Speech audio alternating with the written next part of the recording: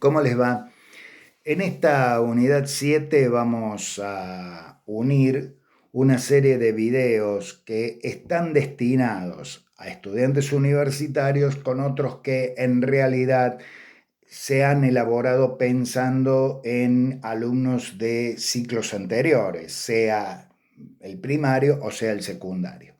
¿Por qué utilizaremos este tipo de videos? En primer lugar, porque estos conceptos que vamos a desarrollar durante el transcurso de esta unidad debieron ser adquiridos por ustedes cuando cursaban tercer o cuarto grado de la enseñanza primaria. Luego fueron complementados estos conceptos con otra serie de enseñanzas que les hubieran permitido a muchos de ustedes estar con los conocimientos básicos necesarios e imprescindibles para acceder a la universidad sin ningún inconveniente. Seguramente muchos de ustedes van a observar que este material les resulta demasiado elemental y demasiado conocido, pero a ustedes les pedimos especialmente disculpas porque la experiencia a nosotros nos demuestra que es necesario reforzarlos, recordarlos, volver a aquellos conocimientos iniciales de la escuela primaria para poder afianzarlo en muchos de sus compañeros. Eh, a ver, ejercicio básico para saber si con qué espíritu vas a encarar esta unidad. ¿Te acordás de las dos reglas básicas de la concordancia gramatical? Bueno, si te acordás de ellas, sin ninguna duda, observa este video y los que continúan con un carácter de repaso general desde lo más obvio hasta lo más complejo. Si no te acordás de cuáles son las dos reglas básicas de la concordancia, yo te aconsejo de que en realidad trabajes mucho porque es necesario que domines todos y cada uno de los conceptos que la integran para poder cursar normalmente, por decirlo de alguna forma, no solo esta asignatura o primordialmente esta asignatura, pero también el resto de la carrera de Ciencias de la Comunicación.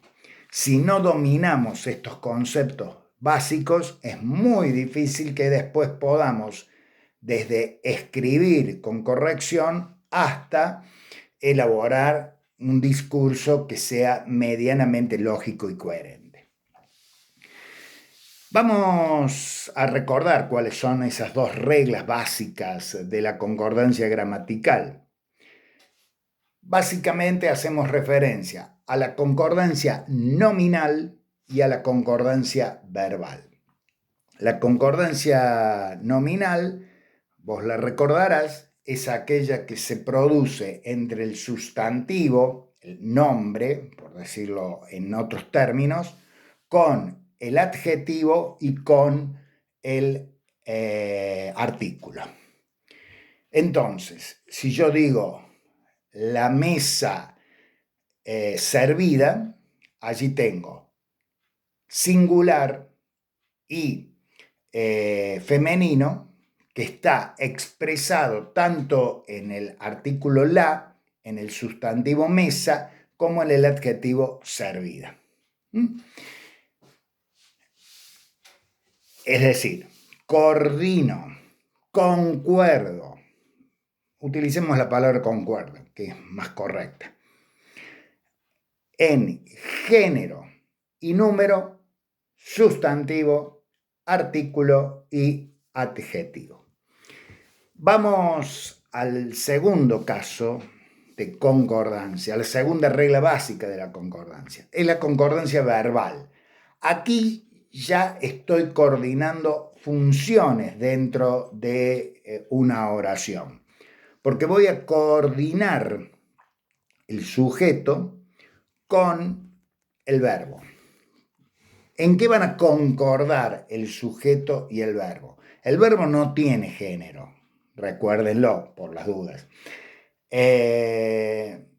Por lo tanto, el sujeto y el verbo van a concordar sí en número, al igual que en el caso de la concordancia nominal, pero también lo van a hacer en la persona. Las personas pueden ser la primera, la segunda o la tercera. Cada una de ellas va a tener singular y plural. Por ejemplo, yo camino, vos caminás o tú caminas, de acuerdo con la vieja versión del español. Él camina, nosotros caminamos, ustedes caminan o vosotros camináis. Y por último, ellos caminan. Estas son las dos reglas básicas de la concordancia gramatical. Todo lo que vamos a ver ahora a través de videos de la asignatura y a través de videos que vamos a tomar de otras cátedras, ya sean de la enseñanza media o de la enseñanza superior, son casos especiales de concordancia. Por citar uno, ¿qué pasa con la concordancia? ¿Con qué concuerda el verbo en oraciones impersonales? Es decir, cuando no tengo un sujeto con el cual concordar. ¿O qué pasa cuando la oración impersonal incluye la expresión se vende o se venden? ¿Cómo concuerda el verbo? ¿O con qué concuerda el verbo en ese tipo de oración impersonal? Son casos especiales de concordancia. También, ¿qué pasa con la concordancia de colectivos? ¿O qué pasa con la concordancia de expresiones que hacen referencia a fracciones, como un cuarto, la mitad, un tercio? Todo esto son casos particulares de concordancia.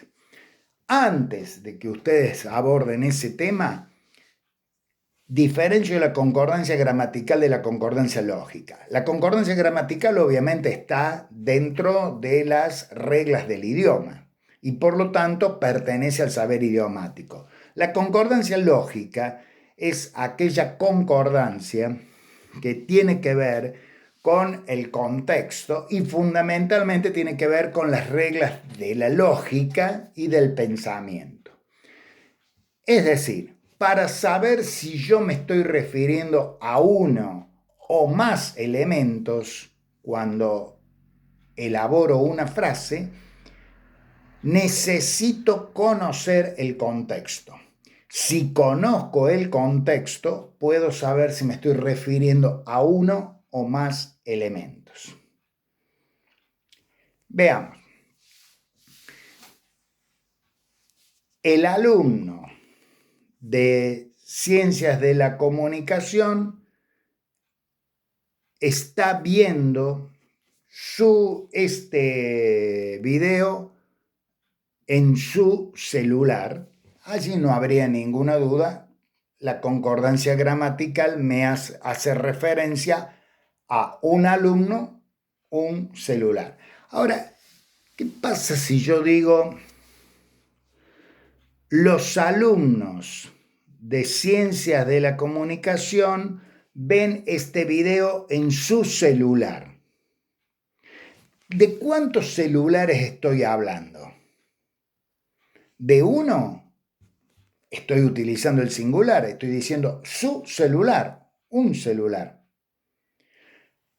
Ahora, la concordancia lógica me permite decir de que en realidad estoy hablando de que los alumnos de Ciencias de la Comunicación están viendo este video en cada uno de sus celulares. Por lo tanto, no hay uno, sino varios celulares.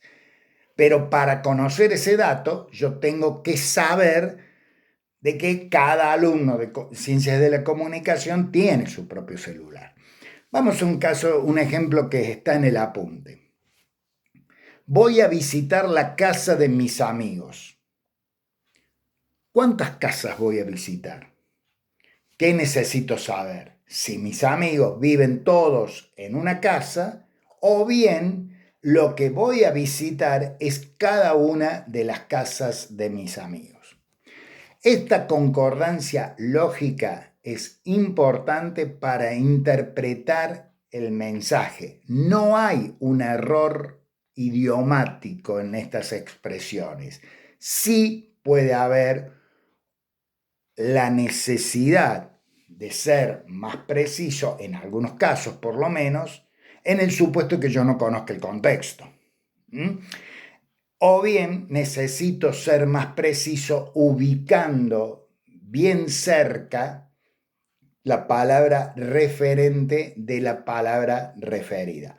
De eso vamos a hablar fundamentalmente en la última parte de esta unidad, cuando hablemos de el orden y la claridad en las ideas y hablemos de la necesidad de evitar la alteración tanto del sujeto como del tiempo verbal en el marco de una exposición, en el marco de una frase particularmente, o en el marco de una expresión con frases subordinadas a una principal.